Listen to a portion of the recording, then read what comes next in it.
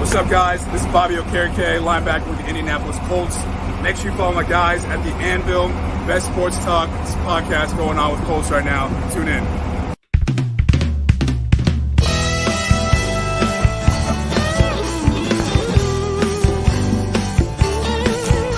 It seems like a Sunday, like anyone before. That's what you think. So you open up the door, you feel the buzz, you can hear the people singing battle cries. Lucas Oil Stadium's about to come alive.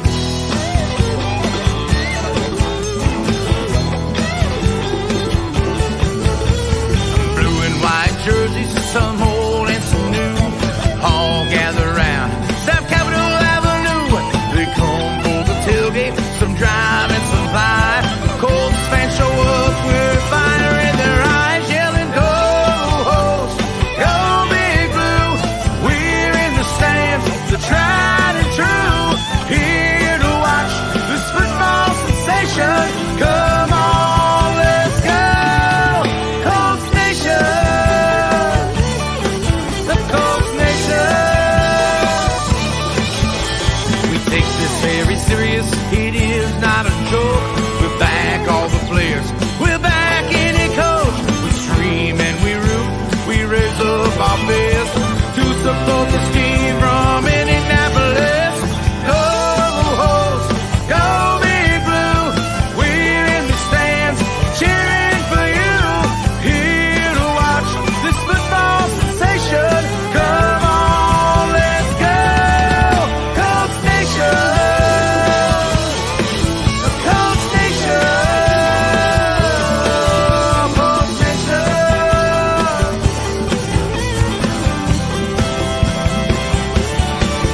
Screaming, go Host, go Big Blue, we're in the stands, the tried and true, here to watch this football sensation. Come on, let's go, Colts Nation, yeah, Colts Nation, that Colts Nation. Come on, let's go, Colts Nation.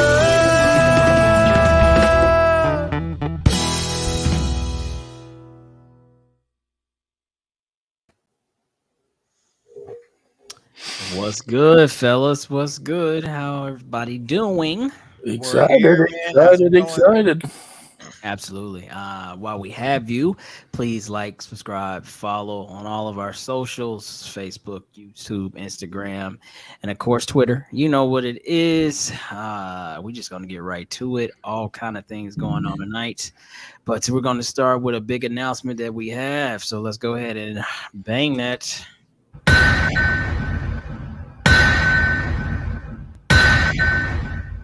Okay, so announcement. So behind the scenes, we've been working on something here for a few weeks now. Actually, probably around a month, ever since NFL Combine. So what it is the Anvil will be now moving to the Sick Podcast Network. What does that mean? Cheers, boys. Absolutely, because that is a big thing. So let's give ourselves a little bit of...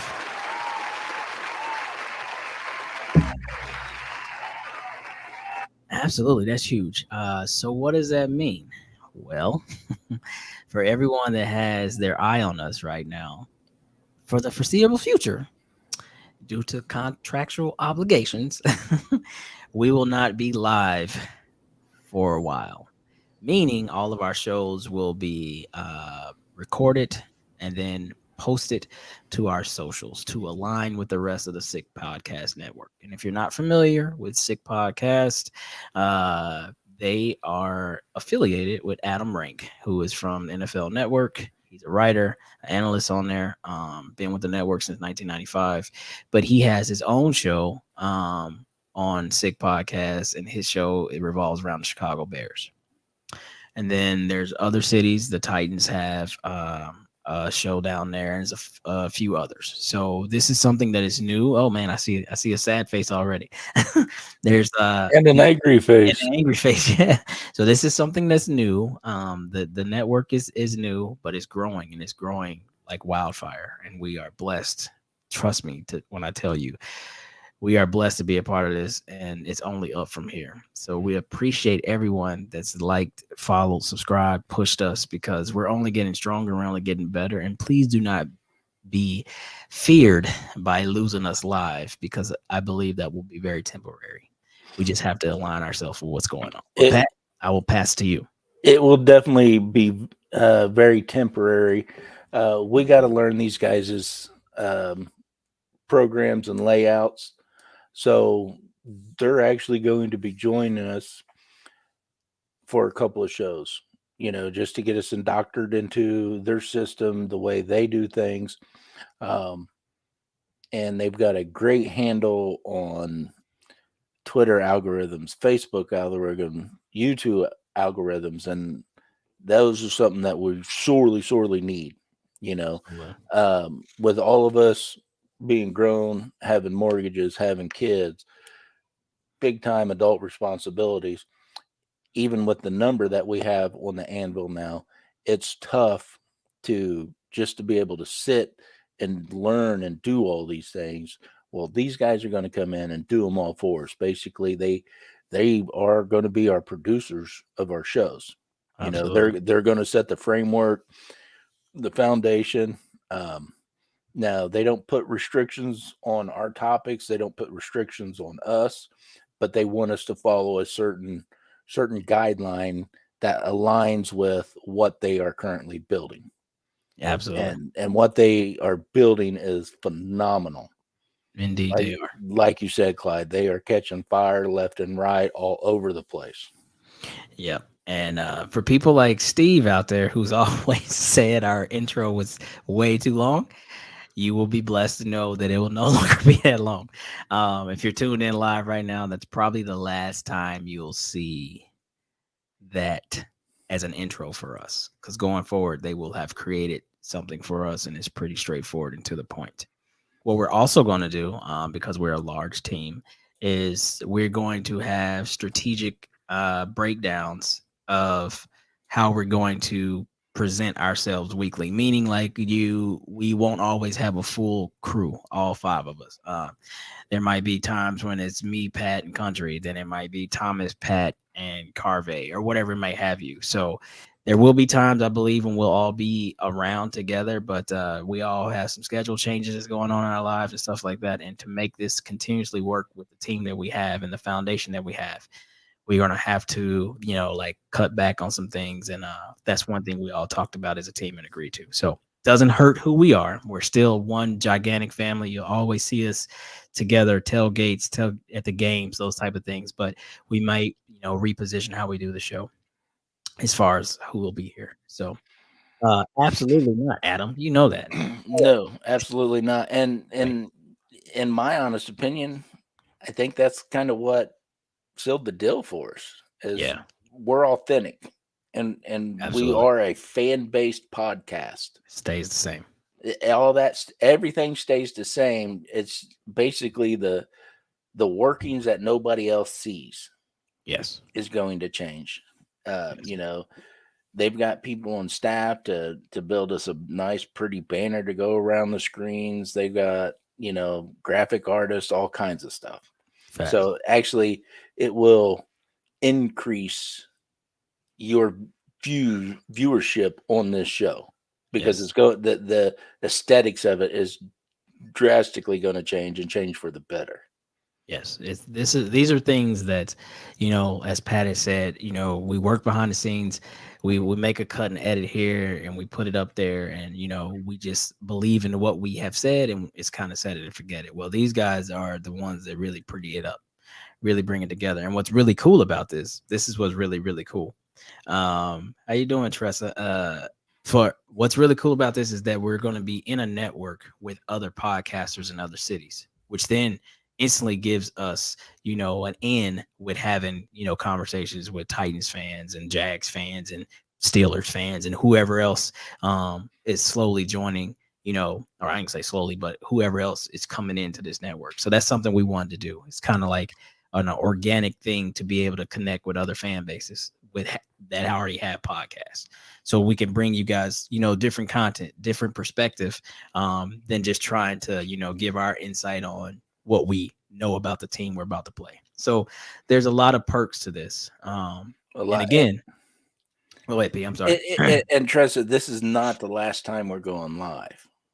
Okay, Yes. you guys don't take this as this is the last time we're going to be live, and you will never get to make comments again or be a part of the show, because that's not the case.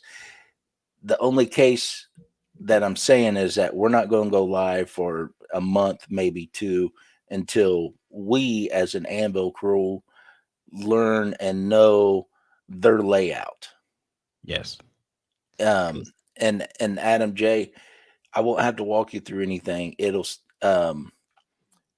still be on YouTube. It'll still be on Twitter. It'll still be on Facebook. But these guys are running those pages for us now. So they're going to create a new Twitter page for us, a new YouTube page for us. We're keeping this Facebook page, but the name will change to the Sick Podcast Anvil Show. That's all the Facebook changes there. But Twitter and YouTube will be new channels that everybody is going to have to go subscribe to. Yeah.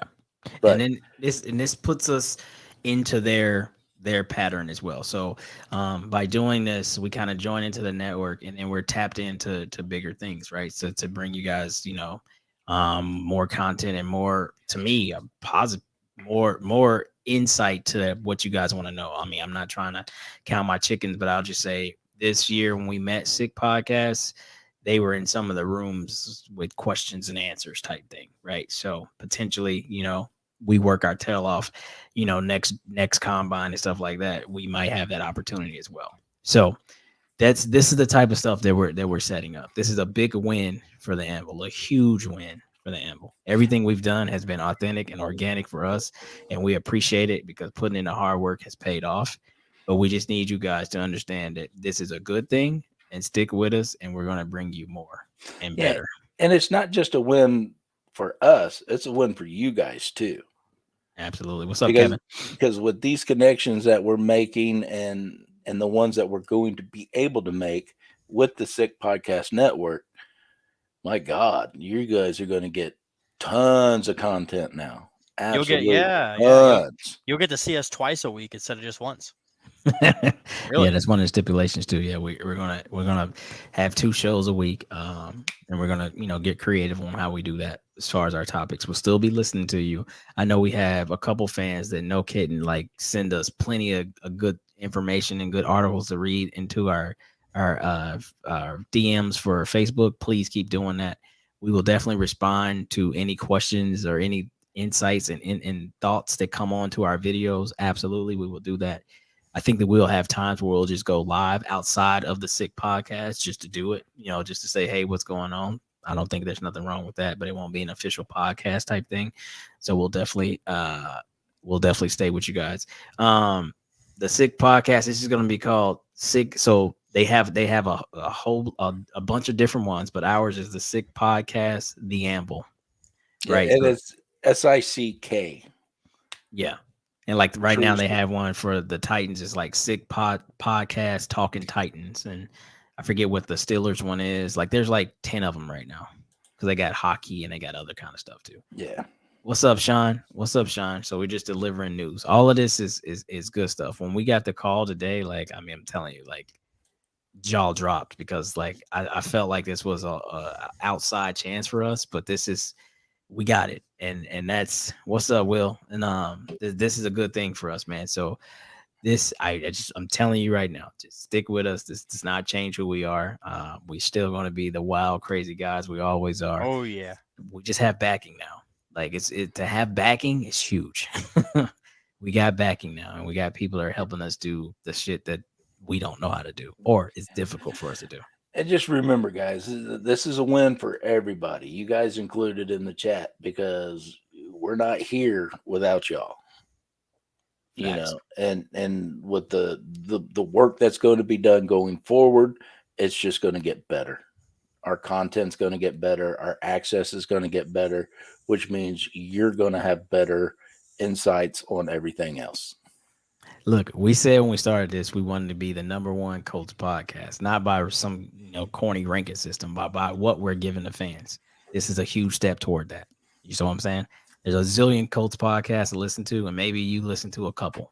And I appreciate you supporting them, but we more so appreciate supporting you, and now we're giving back to you. So this is going to help us give back to you. So from tailgating to getting access and everything else in between, this has been a wild year. A wild year. And all Very I can say is hang on, because this is just getting started. Just getting started. And with that said, are we ready to do what we need to do? That's a cool name. Philadelphia Collins. What the hell was that? He's been popping in on mine. He comes from my channel, I think. I don't really know who he is. He said he came from your channel. He's been popping up lately. Thanks, Phil. We appreciate it. Yeah, that's pretty cool, man. Phil Collins. That's why he's put Philadelphia. All right. Well, here we go, man. So let's go ahead and get into what we're actually doing tonight. And welcome to Mock Draft 1.0. We're going to do one each week leading up to the draft. So here's our first version of that. Get into it. Caviar Jenkins.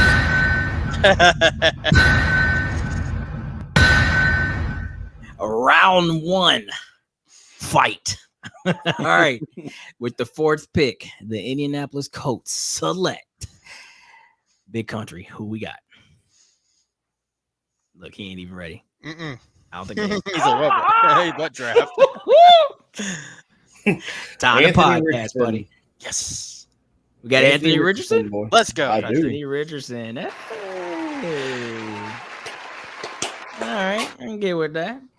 Sticking with round 1, still pick 4. Thomas. Who did the Colts select? I hate to be a broken record, but I got Anthony Richardson too. Hey, 2 for AR. Yes, Let's I knew go. it. I knew he would. I Let's knew he would do it. Fucking go. Where's Caviar Jenkins? He's fucking pumped. 2 for AR. Meanwhile, Clyde, that's me. I'm pouring beers because all I said was if we draft him, I was going to pay for beer all year for Carvey. So that's 2 for Carvey. Okay. You know what I'm going to say. With the first pick, select 4. Who do we pick? Patrick. It's only me or you left. Tanner McKee. No, you don't. Shut the. No, Pat. I'm teasing. I had to throw you off, dude. Oh my lord! I had to throw something silly in there, but no. Who was available was Anthony Richardson. Wow. 3 for 3. I took him over Will Levis, and Thank you, probably will God. any day. Thank you, Pat. First, let me ask you 3. Where did you do your mock draft? What site? PFF. PFF? I did my own. I didn't do a website. I did the Thomas Frost draft specialty. Bruh. How do you know who's available, who's not? I just went through. I bet no one knows who's available. Everyone's available right now. No, so I'm saying, so you just selected like, okay, I'm playing. You played the role of every GM. I just did my own for the Colts. I don't know. No, I just did my own. Like, You get Omaha. how am I gonna get an Omaha when? Okay. Damn it, Thomas. There's several. There's people with free simulators. You don't even. Yeah, have but to I'm not. pay I for don't. it. Yeah, but I don't have to do the. You guys said I didn't have to do the other teams, so I didn't care about the other teams. But so you just randomly saying you think Anthony Richardson to be left, like me? Yeah, nobody... sure. Yeah. I mean, that's what other Colts people do. I don't know. I just was following what they did. There's one every year. 1 year was Patrick that was an absolute. Okay, then go First of all, that's because you go tell Zach Kiefer that, because Zach Kiefer did his own Colts thing too, and he didn't do the other teams. Ooh. But that's Zach motherfucking Kiefer, though. He got a point there. We're not. But okay, no, that's not fair. Why does he get a pass, but I don't? Because I did the same thing. Because you're Thomas fucking Frost. So that doesn't matter. My bad. that's not fair. It's all I feel like good. that's unfair. Well, welcome back, It's fine. Thomas. It's fine. Okay. That is just And That is such a that is snowflake ridiculous. to response. close Not round fair. 1 with the 4th pick, the Colts select, in Clyde's opinion, based on PFF. Okay, like I used the site. All right, doesn't make me right, but Oh God. we had CJ Stroud, bro. Now I selected CJ Stroud, and let me tell you what's going on. Ooh. Let me tell you what's going on here, right? Like I believe that here recently, with all the pro days happening, I think Bryce is the only one who hasn't. No, Bryce had his pro day. Will had his pro day. Yeah, everybody's had their pro day. So I think you get what you see, right? So you get what you see, and what I mean by that is the last thing that these GMs have seen is Anthony Richardson going absolutely crazy, throwing the deep ball and all that other shit, and athleticism and just everything. And I feel like the combine really kind of like got them interested, because coming in, I still believed he was still like a late first, early second. But he showed he could do certain things, and people are overlooking the accuracy. People are overlooking the inexperience at starting. And now they're like, shit, he's jumping to the top. And so in this simulator, CJ Stroud was sitting right there at 4. And there was no trade from the Titans to come up to 3rd, because that's been a talk here in the last couple of days. The Titans can come and crash our party and offer some sweet deals to the Cardinals and come up and move up to 3. It's been talk since the season ended. Yeah. That, So the Colts are sitting at 4. It's a pretty good spot. But, right. There's going to be at least 2 other QB needy teams that can move up, because they know Chicago was ready for a trade. Arizona doesn't need a QB. So that talk's been there the whole time. I'm not going to fall into it until draft night and when it happens. But like I said, yeah, and like I said, man, I feel like Chris Ballard has put it out there that he doesn't have a favorite, right? And I think that in some way, shape, and form, and you've heard me say this before, that he would be comfortable with any one of the 4. Now that's crazy to say, right? Or maybe it's just bluffing tactics too, because who can really say that? But like nobody. So the thing is, nobody truly sticks out, or else we would have came up for one and just solidified whoever that one was for them.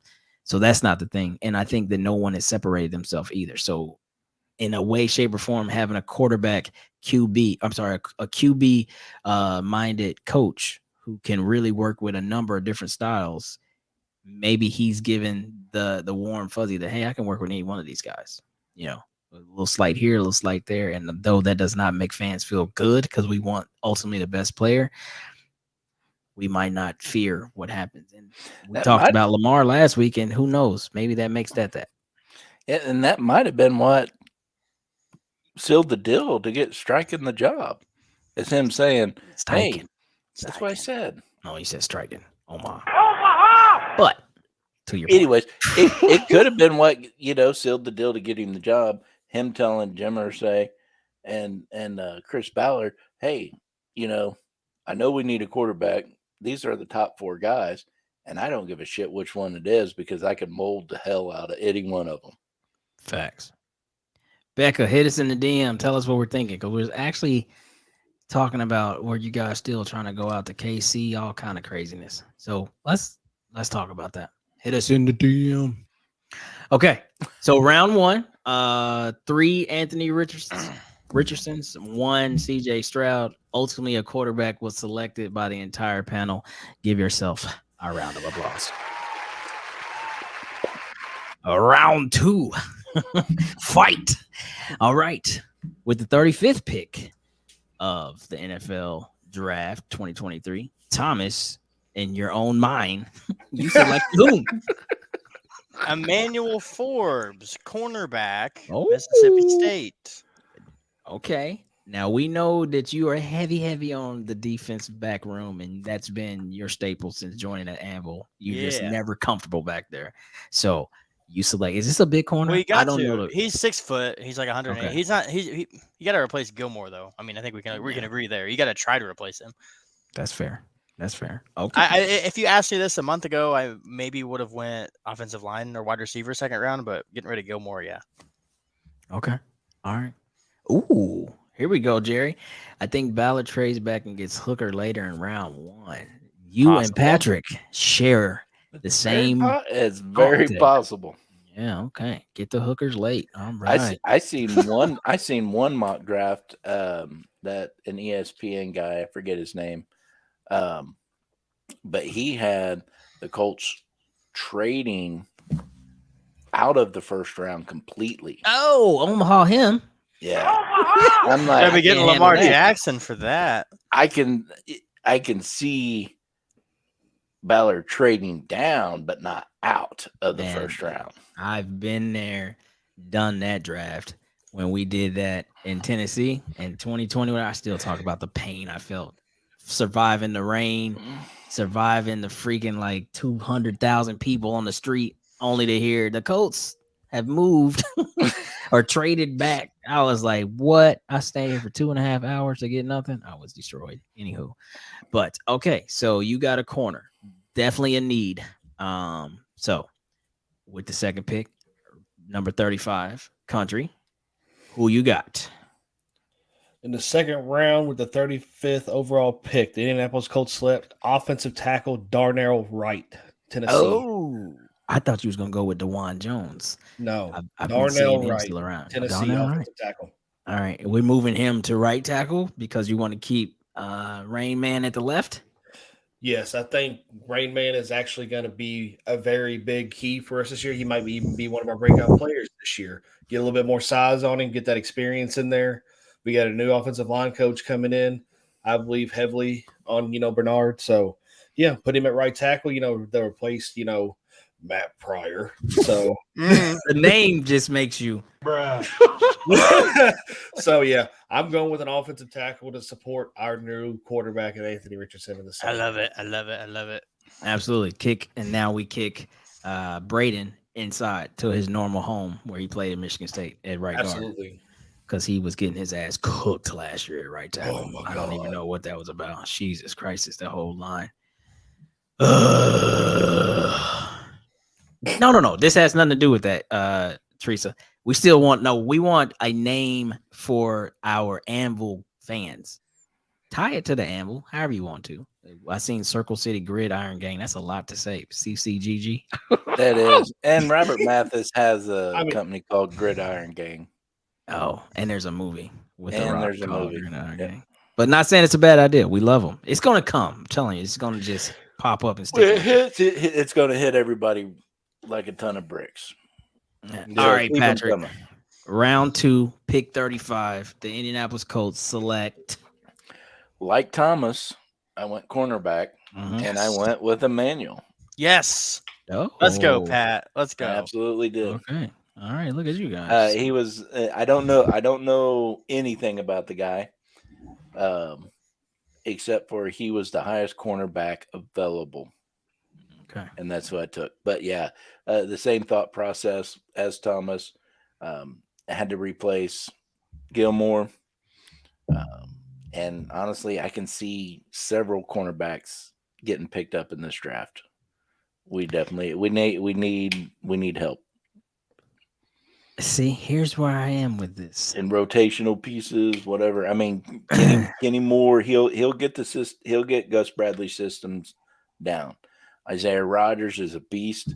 Dallas Flowers is going to play more. Dallas Flowers, but we definitely need to get Gilmore replaced. With a solid, talented cornerback, and then we need to get some rotational pieces. Okay. I definitely took that into consideration. I definitely took tackle into consideration. Oh, question before I go. What you got? Oh, it wasn't a question. I was just going to backtrack to my pick real quick. Oh, I was going to quickly say, don't be surprised though. I'd like to see Bernard, on that blind spot, but you know what? Don't be surprised if he starts on that blind spot, because in the 2020 season, the 2021 season, Darnell Wright moved to the blind side, starting all 13 games at the left tackle position. Oh, he's also a monster. He's 6'5", 333 pounds with a PFF rating of 9.78. Oh. Damn. Oh. Okay. Single digit number rating. Facts. Correction. Absolutely, Adam. He was Auburn. I don't know He what. was absolutely I don't from know. I thought Auburn. we had a dude that was at Michigan State on our line. Am I making that up? I think you are. Because I would know that. I'll take it. I would know that, buddy. Let's make it up. Well, didn't Matt Pryor go to Michigan? No, he did not. He better not. Don't do that. No. All right. So here we go. So round 2, pick 35. In consideration of needing tackle, in consideration of needing corner, Clyde went with explosion because we're going to pass to score and run to win. I went with Jalen Hyatt, the absolute highlight film that he is at that slot corner. I'm sorry, at that slot. Even though we picked up Isaiah McKenzie, I know what people are saying, but Isaiah McKenzie is 28. His greatest season on record is like 40 catches and 300 some yards, maybe a couple tutties.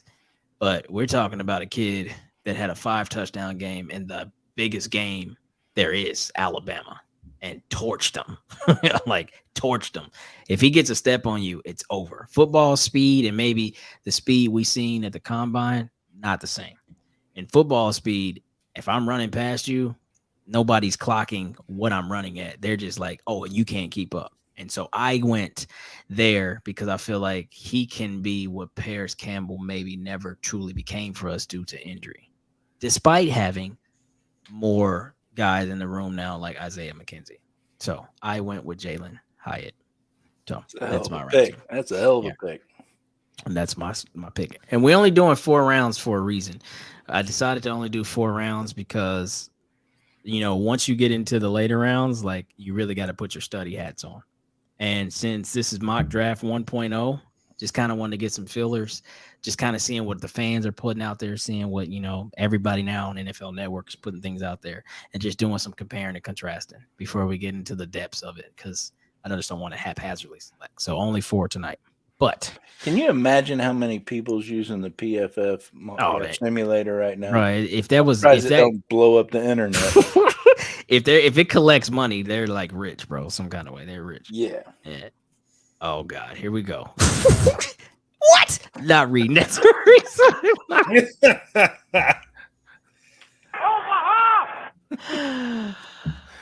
No, Teresa, that is not the reason. What? Okay, so here we go. Moving on. Let me see where we at. Pick. Damn it, I lost my guys. No, 79. Here we go. 79 is a 79. 79. So pick 79. The Colts are up. That is round 3. What do you have them at? Who do we start with? We'll start with Pat this time. Who you got? I took Taylor Scott, wide receiver out of Cincinnati. Oh, and you're gonna pair him with his fellow Cincinnati, Alec. Okay. Taylor Scott. Well, you know, I mean, the Colts do a lot of area scouting, so they might have a report on him. That, and they've got firsthand information from somebody. Yeah, that's from fair. Alec. You know, hey, what's this guy's character? You know, what's his work ethic? And he's getting full information from Alec on that. And I don't know a lot about him, so I'm not going to play pretend like I know everything. But he was the highest graded wide receiver at that time. At that time. Okay. Right. Got it. That, and when I seen him, I'm like, yeah, that could be a real possibility because of the connection with Alec, the closeness to the organization. You know, what was that trivia question? What college do the Colts draft most from? Ohio State, you know, and it's why? Because it's so damn close. And now Cincinnati's starting to get a lot of talent there, so they're spending a lot of time up there as well. So, you know, when I seen the name, I seen where he was from. It's like it makes a lot of sense. Okay. All right. Country. Pick 3. Where you at? Pick 3. I chose who I'm probably going to call. I'm going to call it right now. I'm probably going to call him Bob Sanders 2.0. Oh, okay. Who we got? Who is this Bob Sanders guy? We have Jordan Battle, safety Alabama. Oh Ooh. yeah. This kid is a fucking stud. Yes, Nah. sir. When I say he's a stud, he stands at a mighty for his safety, a mighty 6'1", 210 pounds. Yeah, that's a But monster. but he has athletic ability. He's very explosive and terrific on quick pass bursts. He's also a great box defender, great, with hip turning. He's great at navigating the ball, got a good eye for the ball. I say, we go with some depth in the safety position and go after Jordan. Sheesh. Well, can I like ask you a question to that? What's up, Chandler? Let's go. You got Julian Blackman, safety. You got Nick Cross, safety. Mm-hmm. Now I know they dropped Blackman down last year, and he did well. Yes, but he's probably better off in the safety position. You got old boy too. What's the kid that played his ass off last year? Rodney Thomas. Yes. Yeah, Rodney Thomas. Yeah, he played his ass off. So you really think they would pick that guy up? I think they will. For this system, yeah. I mean, we lost Rodney. So think about it. We lost Rodney McLeod. So that was what other research I've done is he's very aggressive. And I think he's going to bring a good mentality to the defensive backfield. He's crazy. I did do a highlight reel on him. Just from what I've seen, he's just a monster. He's very explosive to the ball, like our defense is. Starting from the linebackers and back, we're very explosive to the ball, very quick to the ball, great pursuit to the ball. He brings great coverage too. That we, lost in a couple of people, but to add to that young safety backfield, I mean, I really think he's going to add depth, solid depth to us. I'm not saying he's going to start. He very well could. Who knows? Training camp's still coming and everything. Who knows? He could outbeat everybody, but I think he's a good depth piece. Oh, kid's an absolute beast, monster. I agree. But to answer Rebecca's question, I'm sipping on Weller 12-year Black Label in order for the announcement today. Awesome. We're celebrating, Becca. Celebrate with Oh it. yeah.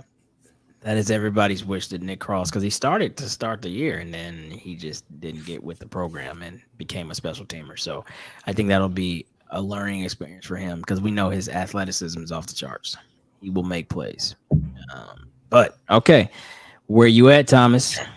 What's your selection? I am on the 79th pick with Trey Palmer, wide receiver out of Nebraska, because he is a speedy guy and we lost our speedy guy. I know him. 6'0" or 6 foot, and he ran a 4.33. Yes, I know.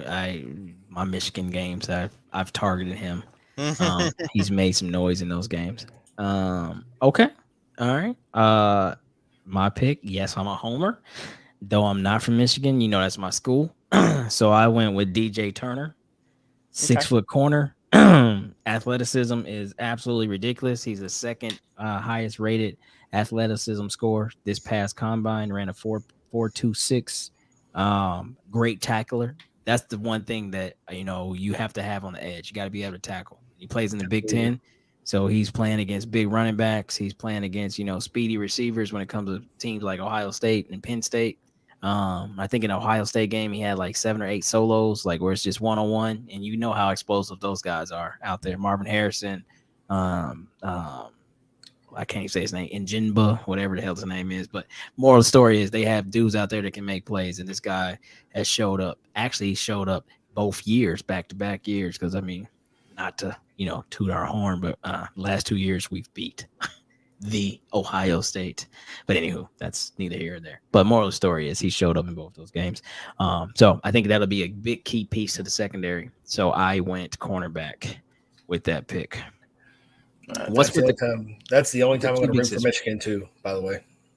They play Ohio State. Yeah, Timothy, we'll get you caught up real quick. Our mock drafts on this panel, nobody traded out to get Lamar. Clyde was the only one that was able to grab CJ Stroud. The rest of us took Anthony Richardson. And this is, like I said, mock draft, so we're using PFF and you get what you get and you can't throw a fit. Facts.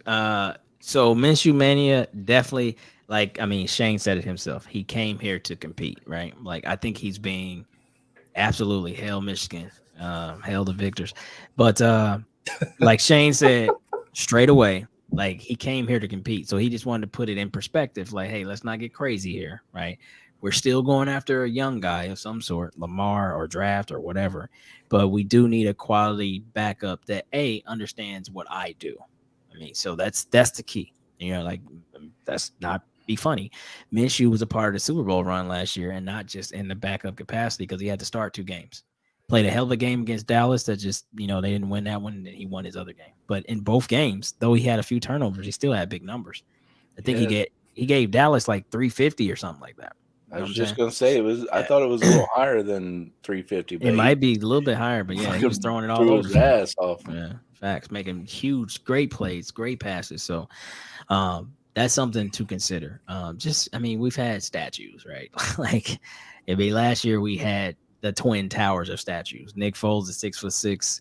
Matt Ryan is 6'5". Neither one of them combined 40 time is less than 10 seconds. Like, it was like them dudes are freaking slower than Christmas, and it's okay, right? Like that was just a safe bet for us, and we thought we had enough, but we found out really soon that really early on in the season he couldn't move, and that was a game changer for us. So it is what it is. But let's move to round 4. Fight. Oh, this pick 170. What? This might actually be round 106. 106. Yeah, this is round 4. My bad. Okay. You start this one, Clyde. I will start this one. And by the way, I'm not afraid to share. I had all of my draft picks were A pluses or A's. So who am I? But that's what I got graded. But anywho, I take Tyler Steen, offensive tackle, Alabama. Another big monster. And I basically applied myself in a order of offense first, defense second. When I took Turner in the 3rd round, but I came back to offense. So ultimately, we know that was the weaker side of the ball last year. But shoring up that offensive line, I'm sure there'd be a lot of camp bodies, a term we've coined, a lot of camp bodies to step in this year and just try to, make headway. But we want to actually have some guys out there that we know are going to play. It's got to be more than now knowing that Ryan Kelly is staying, definitely knowing that Rain Man's going to be there, definitely knowing his Q is going to be there, and definitely knowing Braden Smith is there. But they didn't play really that well next year. So really what we need is a right tackle or a right guard, depending on what we do with Braden.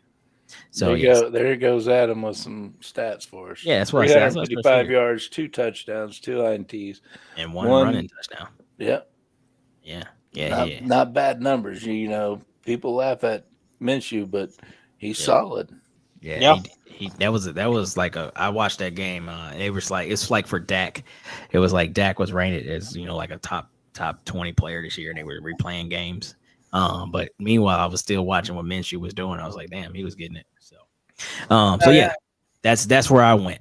So I went Taylor Steen, offensive tackle, and if you're from Alabama, Ryan Kelly's from Alabama. So did I get that one right? I know I got that one right. Adam, I don't know where I got Michigan State from. I don't know. I usually don't miss that bad. He said the whole line in fake news. I can't say that you're wrong. I believe that the line, I don't know what last year. I don't like to do any kind of excuses. So yes, we know, Nelson was injured. Ryan Kelly was dealing with some stuff. And I'm gonna say this, man, and I'm saying this with what's going on, Hollywood? I'm saying this with a big heart. Like, because I don't know what it's like to lose a child, but I don't think he's been right since then. And as he maybe shouldn't be, because that's huge to his life, right? Like football has an importance, and then you have something like that happen, and very quickly you realize, like, no, like my life is way more, things around me and things in my life are way more important than football. And I just don't know if he's recovered from that. Like Ryan Kelly looked rough last year. So he did. He really did. Quentin trying to do too much maybe made him look rough. I felt like he was, trying to maybe compensate for some folks and help out, and made him look rough too. And because that man does not get mauled. He got mauled too many times. And then Braden just, I don't know Braden's situation either, because Braden's always been solid as well, but he had the toughest job of any, because they kicked him inside for a little bit and put Pryor out there Then he had like 2 or 3 guards that were next to him when he went back out there. And I think he had the most inconsistency of anybody because he's just like, who's my running mate? Like the tight ends, since we lost Doyle, we haven't had a solid tight end that can really like get in there and like help out. So yeah, I think he struggled the most just because there was no consistency next to him. Plus he had his own injuries and things that he missed games for. Now tell her, if Ryan comes back and has another 4,000 something yard season, I'm gonna be pissed. No, he's talking about Ryan Kelly. Oh, Ryan Kelly. I thought it was Matt Ryan. We've been talking about Matt Ryan. We've been talking about linemen for the last 15 God. minutes. Are you asleep or gummied up? I'm about to be gummied up, then Hey, sleep. who's the one that's been drinking on this podcast? I mean, shit. Man, what the fuck? Okay, All right, you know what, Pastor? settle You're up down, damn it. next. I misread it. But we already released Matt Ryan like 3 weeks ago. We gonna bring him back I after know. releasing him? That's why I thought he was talking about Matt Ryan bouncing I back. just said we've been talking about the line for like 15 fucking You minutes. did, and it didn't register. I'm sorry. Go figure. Simmer down now. Man, come on.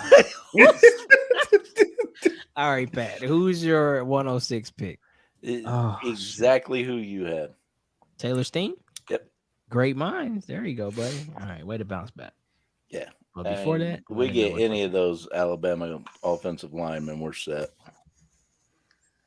That's some big old jokers. Absolutely. All right, country. Where you at? I actually went with a cornerback in our last pick in the podcast. Okay. Alex Austin, cornerback from Oregon State. Another solid player. He's 6'1", 195. Nice. He's great in man coverage. He's great with keeping up with receivers and stride. He's just a solid defender. I mean, I honestly think he'll be available in that round still, and I think we get him. I absolutely agree. I like what you said about that. We're going to need competition, and we know that's what Chris Ballard breeds. So whoever he brings in, those guys are going to be hard-nosed players. I just hope that they have a little bit more talent than what they've had in the past. But we're underneath a new regime, and I know every coach. And I think one thing that maybe I'm going to have to eat my words on is, he's been versatile talking about Shane Steichen. He hasn't always just worked on the offensive side of the ball. He knows some defensive shit too. So he knows the game from a holistic view. So he definitely will be inputting certain emphasis on what he wants his team to look like. It's just interesting to see how that plays out, especially with him. We are definitely going to be the most aggressive we've ever been in the last 5 years. Ooh. Ever since the Frank Reich regime, we've not been all that aggressive. We've been pretty conservative, really, defensively, offensively. I really think that we're going to be more aggressive than we ever been. The defense is going to shine a lot this year. The offense is going to rise up from the ashes from what it once was. We're really going to be looking forward to a foot on the throat mentality when it comes to ending games this year. We're not going to do all this bibble babble, guessing game. I mean, analytics is going to play a thing. It's just what it is nowadays. But we're not going to rely on analytics as much. Shane Steichen is a gut, coach from his gut type coach. So we are definitely going to be more aggressive than we ever been, which means we're going to draft and probably go after even more people in free agency, in my opinion, that are going to be aggressive and ready to play and ready to win ball games. Facts. Good luck to you guys too, Hollywood, if you're still on here. Going back to somebody said before we get to Thomas to close us out on the draft. Mm-hmm. Somebody said something along the lines of trading Darius and then bringing in more players. I think that at some point, like people might have brought that up or may have even said that, but I think it was more impulse because Darius just had a season that's going to be a wash, but no way. We haven't got our dollar value for him yet. And if we try to trade him off of what he did last year, that don't flow either because he ain't done nothing yet. That, and I don't believe you pay a man like that the kind of money that he did just to trade him off. Mm-hmm. You pay him that kind of money because you want him to be as stable in the organization. Exactly. And they seen firsthand what not healing properly does to these players. Andrew Facts. Luck, they didn't want that to happen again. So they took their time with him last year. Right. Yeah. Okay. So yeah, I don't think we'll be trading him. But 106, what you got, Thomas? I've got Jarrett Wilson, I believe. Let me make sure I got Jarrett Patterson. I'm sorry. Derek Patterson. Jarrett Patterson, guard, Notre Dame, 6'5", 306. I like linemen from Notre Dame. We've had a lot of success with them. I know I'm sorry that's a boring pick to end us off on, but you can't have too many O linemen ever. No, you bring up a great point, because I think I said before free agency started, the pick not the pick, but the person I would like to bring in was Mike McGlinchey to go with Q, right? Because they played together at Notre Dame, and I think that's good. I think Denver snatched him up or somebody like that. So yeah, so I'm with that. Like they kind of get it up there, and they're super cerebral, right? Like I mean, is a highly touted school when it comes to academics. So yeah, absolutely, they'll be fine. All right, man, cool. So mock draft 1.0. We'll see if that stays, the same next week when we come back with 2.0. And we'll do a little bit deeper dive and maybe go all the way through 7. Now I know this isn't a topic for discussion tonight, but I want to make it one. Oh God, the defensive lineman out of Georgia. No. Okay. Is declining interviews for teams that's outside of the top 10. Yeah, I've seen that. Do you guys agree or disagree? And I'll give you my opinion first. Mine, I agree with the Ged's stance on that, because he knows he's not going below the top 10.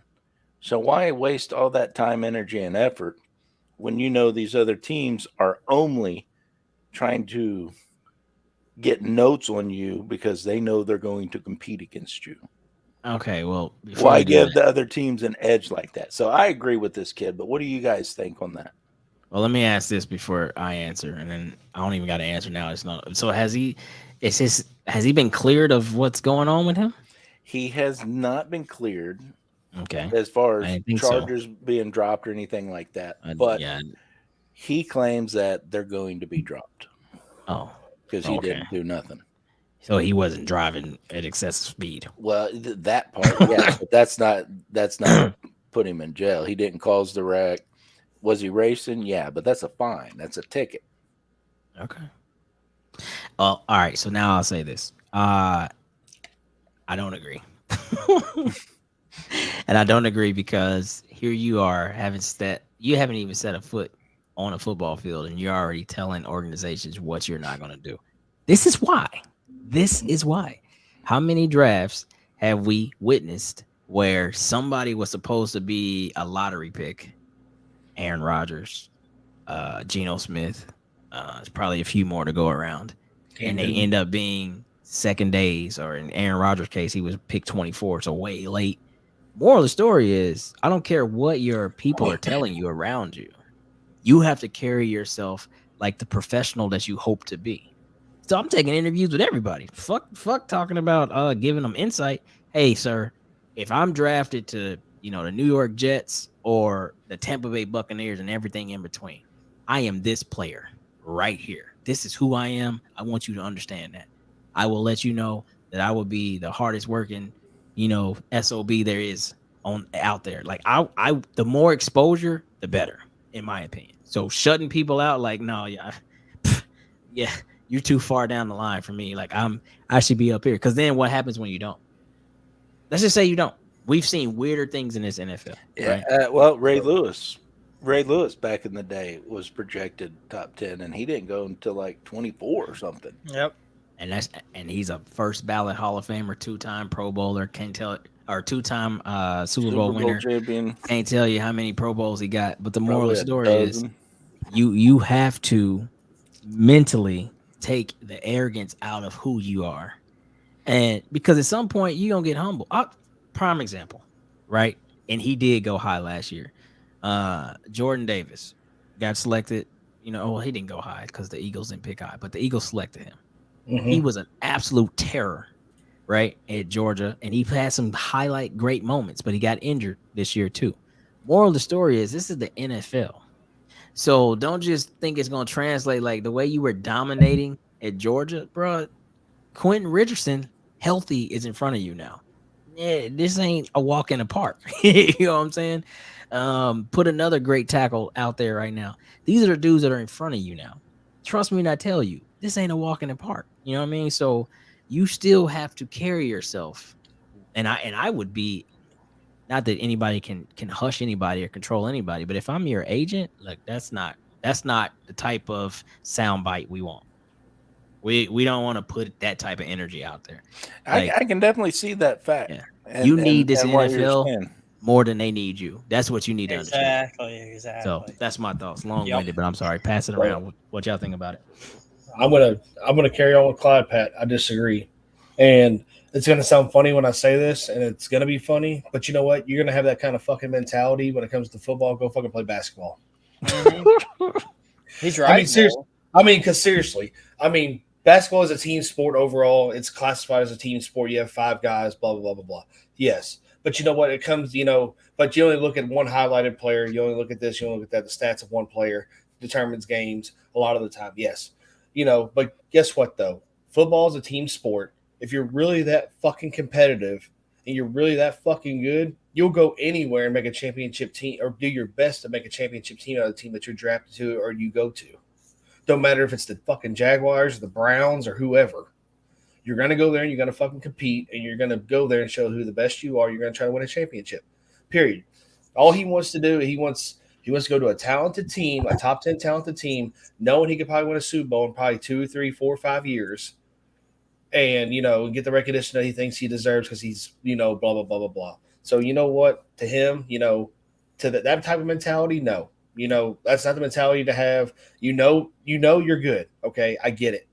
I really do. You're gonna go into that type of mentality. I wouldn't want you in a top 10 team because you think you're better than everybody else. This is a team sport. It takes everybody. It really does. It takes 11 guys on opposite sides of the ball and all 3 phases of the ball. So guess what? Go to wherever you need to go, or go wherever you decide to go, in the draft or whatever, depending, regardless of your legal situation, go there, compete, and fuck all the rest.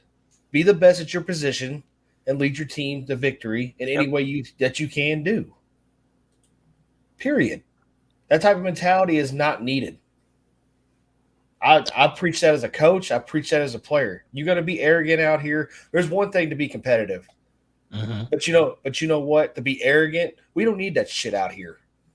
I've told that to many players, being a captain of a football team. I've told that to many of my players. I've told that to many kids that I've coached. You're going to be arrogant. Your ass is going to be on the bench, period. Because we don't need that out here. It's different to be confident and competitive than to be arrogant and a prick. I don't have a calm down button, but I don't either. Let me bring this up from Nathaniel. He says, seems like he's nervous. He will fall in the draft, so he's putting this out there to try and preemptively pressure teams to take him. It very well could be. I don't disagree because of his situation. Like, I think they fear, like, oh, man, because, them boys is losing money. I know that the first contract isn't the contract. It's the second one. But ultimately, you don't want that first contract to be, Apple Jacks and Cheerios. You still want steak and lobster, you know what I'm saying? And if you fall out of that lottery pick, yeah, man. But I apologize about that long-winded, spat. I really do. But that's just the player coming out of me. That's the former coach coming out of me. That's the stuff I don't want to see. You used to headbutt people with no helmet, huh? You was that dude, wasn't you? I wasn't juiced. Is that what you're claiming? Hey, dude, you don't have your helmet on. Fuck, I don't care. He just called you Baker Mayfield. Dude, come on. Was I the player that in a series things didn't go the way it went and I threw my helmet against the bench? Yes, I was. Absolutely. That's just who I was. But you know what? I expected certain things out of certain people that I know are good. And it's just like, but that mentality right there, that type of mentality right there, it just sets me off. It really does. Like I said, I'm sorry for all that, but it just sets me off. No one's better than anybody else on that fucking field, period. Yep. Coast Country gonna get your kids in shape. Yeah, he is. That's the type of shit right there is why I Ain't will no not be a entitlement on coach. this fucker. Hell no. No entitlement on this one. I don't give a shit if you are the best player. You know what? You ain't playing today. You dude, gonna learn today. Dude, Oh. I will fist fight a parent over that shit. I don't even care. Like Jesus your kid will not be arrogant on my fucking field, dude. Like, they're gonna be fucking humble one way or the other. You're gonna let me coach them, or you're gonna get them out of here, go to a team or whatever. I'll still stop a mud hole in your ass. I'm with you with that arrogance for a wrestler, right? If it's mono against mono, I think you have to. If you have UFC fighter, Yes, being that's humble fine. that you don't want to hurt somebody is one thing, but being arrogant that you're going to win is another, and you have to be that in UFC. Like you can't go in there and be like, "Oh, You you gotta know, be a dog. yeah." Like this is a combat sport, but as a team sport, nah, bro. Like you're only winning because of me type mentality. Hell no, I'm not having that. But anyway, Thomas, how do you feel? I do disagree, and I do understand the feeling that you are entitled to that. Based like if it was like Andrew Luck at the time, yeah, whatever. We all know you're going to go top 10, whatever, or top 5. You would number 1, of course. But in the NFL, it's a slippery slope. I cite Sam Darnold, I cite Baker Mayfield, and keep an eye on Zach Wilson. He's going to be begging for a job here soon. He's going to be on the free agent market. You don't know who you're going to play for. I mean, hell, look at Ryan Fitzpatrick. He damn near played for every team in the mother. Like, no, you just don't. Yeah, you don't know. And, I mean, it may one day come down to 6 years down the line, they're maybe the same GM. I don't know. Same coach. Check that. I remember you had a really good interview back then, and I want you. And then you are hurting yourself. You're doing yourself a disservice, potentially. Let's say you don't pan out and you're not a one-team player your whole career. We've seen it happen all the time. Very good point. I'd say it happens more often than not, but it is, you're doing yourself a disservice because that's a lot of teams. That's 22 other teams you're not talking to. So you're not even really talking to half the league. Yeah. So you got to sit and think about it and be like, if I don't pan out, whatever, or if something happens, yeah, right. And I understand the young man thinks he's going to go top 10, whatever. I mean, I'm not going to tell people not to be confident in themselves, but you got to be smart about it too. Confident and cocky, way different. Yeah. Plus the other thing is too, is like, if you go to, I know he wants to be a top 10, he wants to win, right? But sure. I mean, I'm piggybacking off you, Thomas. So say he goes to a shittier team, but if you stand out, guess what? If you're worried about the money, if you're on a shittier team and you stand out and you're one of the star players of the team, guess what? You're going to get fucking paid. Facts. That's how that goes. They will extend you. They will extend you. But dig this too, because you brought up a great point.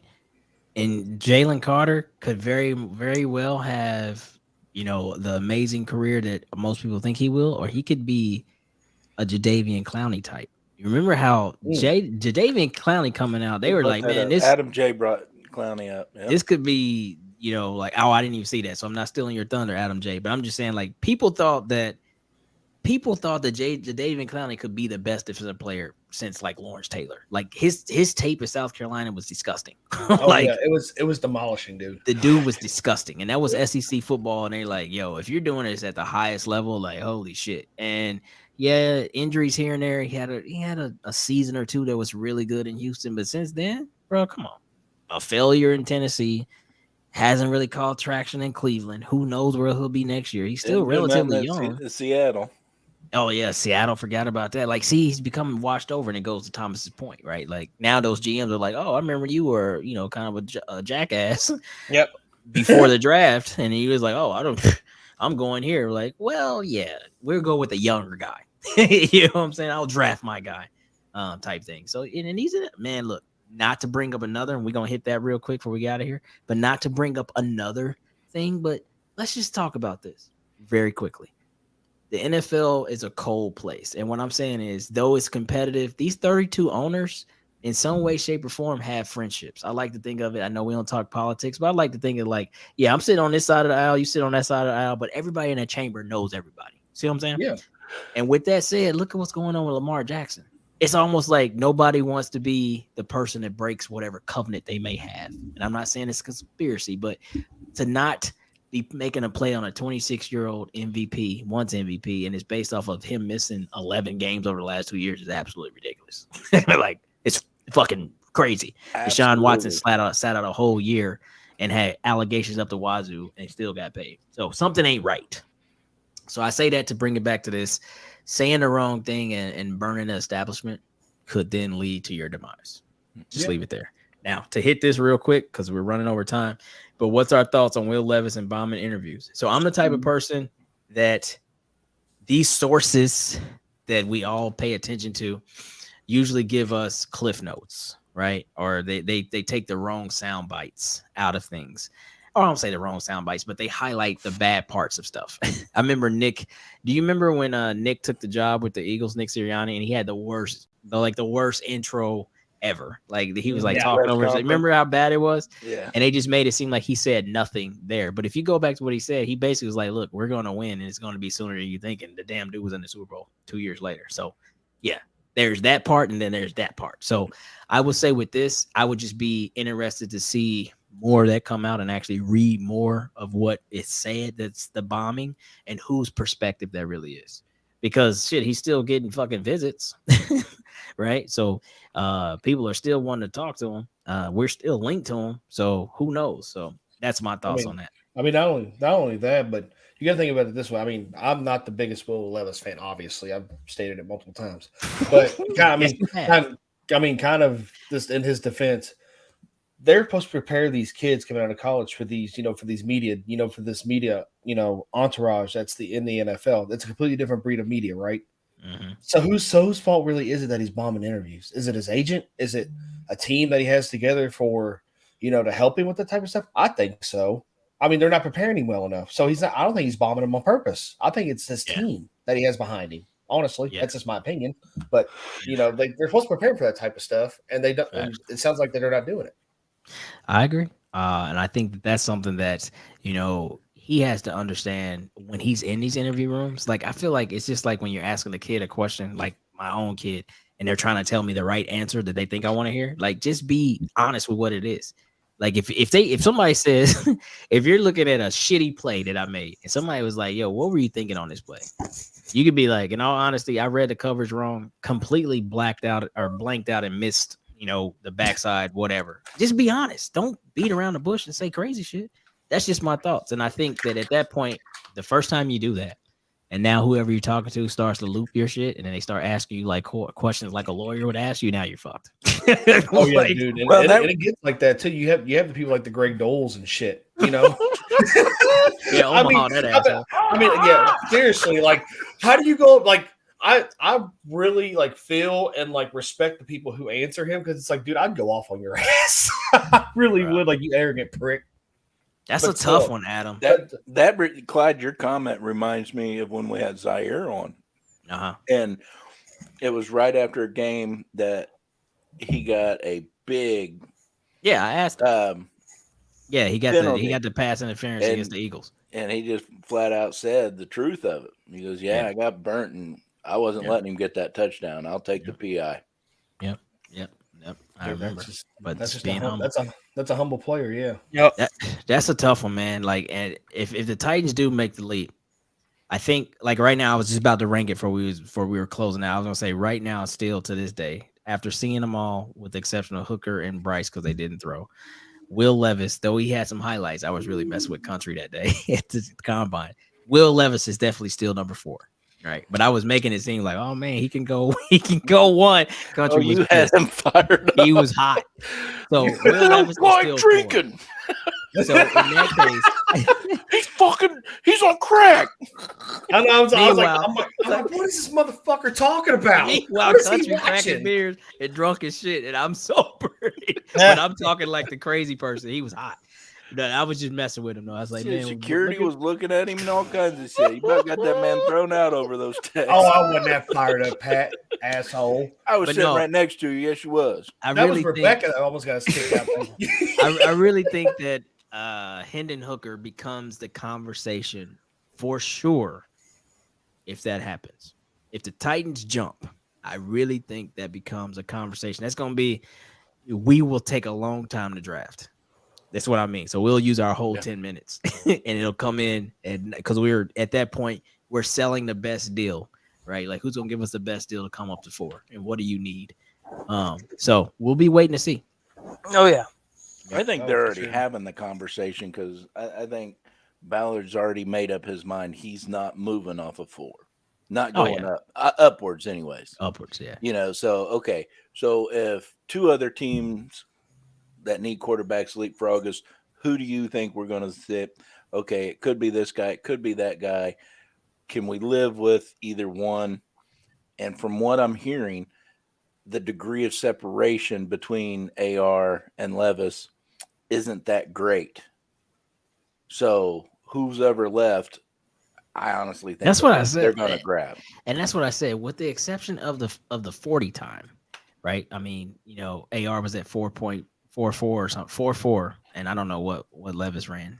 But moral of the story is the athleticism part, jumping over people, extending plays, they both can do that. Yeah. Arm strength, both have that. And I would argue that, you know, Levis sees the field a little bit better than Anthony Richardson. So, you know, wanting to have a quarterback that can do all of that stuff, sure, you got 2 of them to look at. But I think there is a huge just upside knowing you got the most athletic player probably in the draft. Like, the dude is a going back to Carver, he's a physical specimen, 6'4", 240, and moves like that and can throw the ball, you know, 65 yards on a rope. Like, if you just coach that a little bit, sure. And now here I am eating my words, and people like Kirby are probably gonna jump me now because I was like 53%, bro. You know, like 13 starts or whatever. 6 starts, I think it is. How many starts that guy got? It ain't many. It's somewhere in between 6 and 13. Really, this was his first year on the scene, really, if you look at it. And I'm just like, I just don't see him being a first rounder. But I mean, shit, the proof's in the tape. So sometimes you got to fall back and realize I might have bit off more than I could chew on that one. And it's inevitable. I think he is a lottery pick now. Coming into this, I was like, at my best, he was a second round pick, just off of not having experience in his completion percentage. But then knowing that Florida was like top in drops, like there's a couple clips of him dropping something right in the bread basket and kids dropping it. So yeah. Those And Darren, to answer your question, yeah, we know these are mock drafts. We're not calling ourselves GMs by no means of the imagination. So I just want to see if they're comparable. Maybe, I don't know. I like Hooker over Richardson or Levis personally. Okay. Well, I mean, the biggest thing on Hooker is that he's got to learn how to play in a real offense too, because that offense, like, there's like non-pro style offense, and then it's like arcade offense. He played an arcade offense, like send all my receivers, you know, to 10 yards at the boundary, and I got all this field to work with. Like, you can hit anything you want at that rate because the defense is so spread out. He'll never see that unless the Colts run that goofy punt play again. Oh, don't bring that up. And on that note, let's get to final thoughts.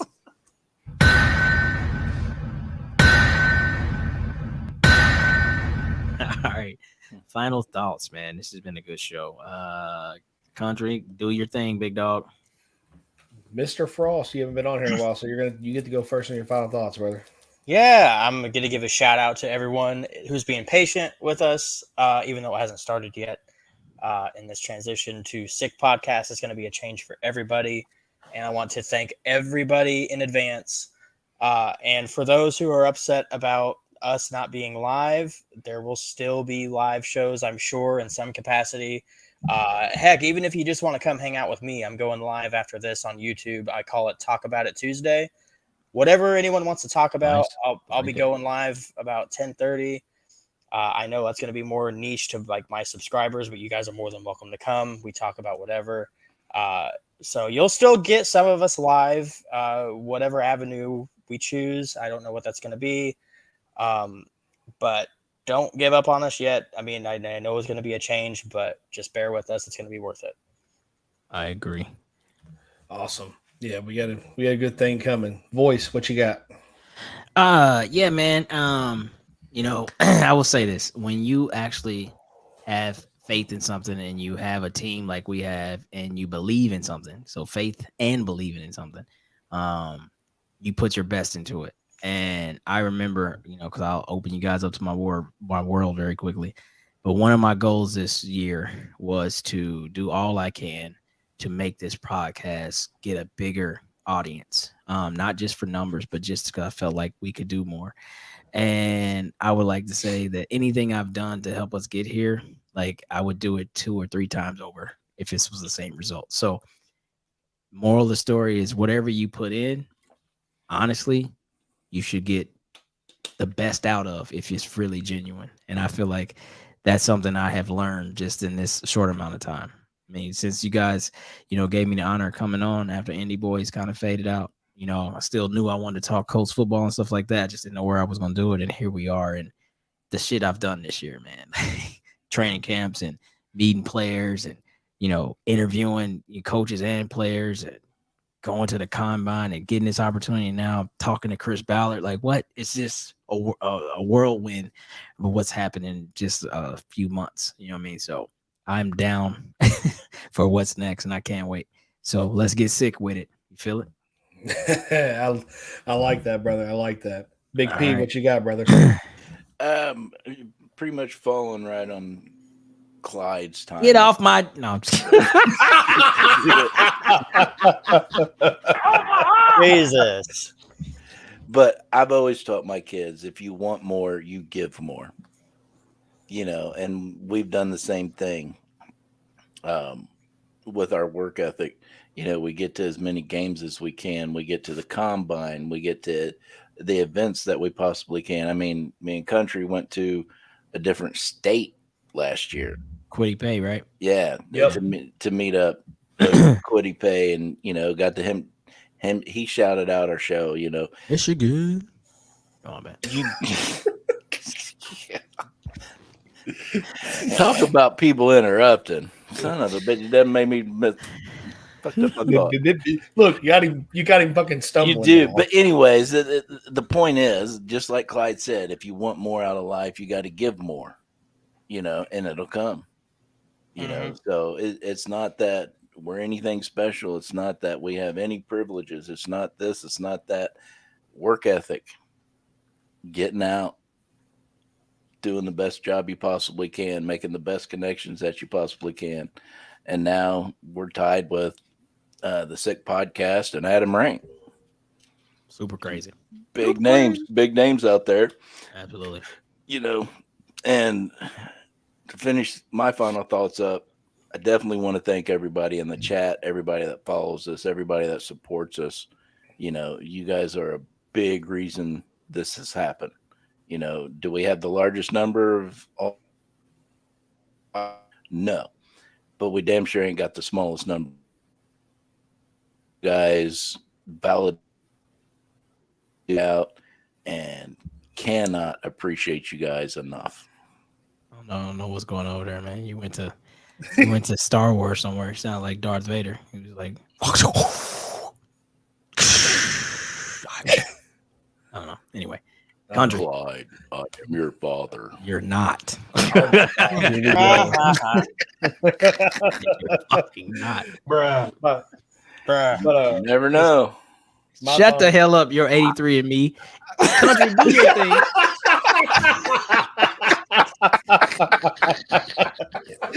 Jesus Christ. Anywho, guys, my final thoughts is more of a final, not a final message, but it's a message for everybody. I'm forever grateful for this opportunity that's been bestowed upon us by the Sick Podcast. It's a complete blessing and everything. So my message is this: if you are truly passionate about something, if you truly dream of something, sometimes, and I'm a prime example of this, sometimes your dreams don't come in the forms that you want them to. But your dreams, if you chase them enough and you stay passionate enough, they will come true. My dream was to play football, college, and in the NFL, hopefully one day. It didn't come true, but you know what? I stayed true to my passion of football. My love for football never changed. But guess what? Now I have this. I have my brothers. I have our followers. I have all this and more. Meeting all these players, meeting all these officials, GMs, and everything, complete blessing.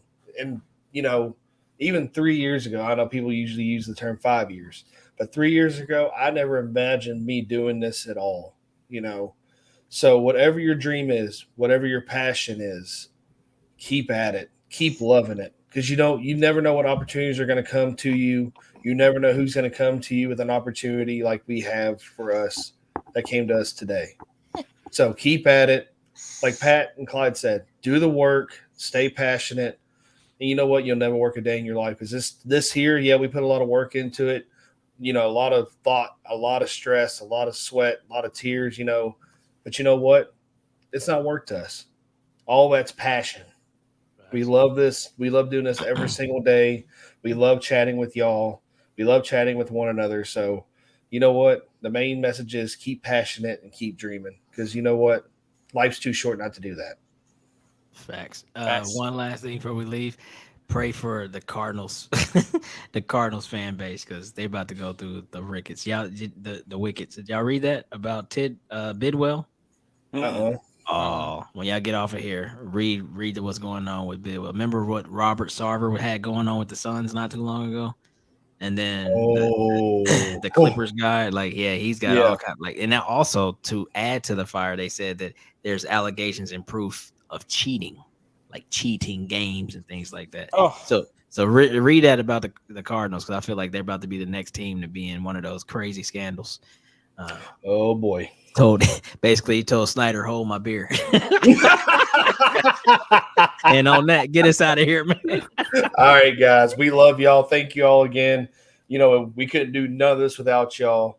Love you, my brother. So with that being said, no drinking and driving. Stay blessed. Stay pretty. And remember, go Colts. Colts. Go Colts.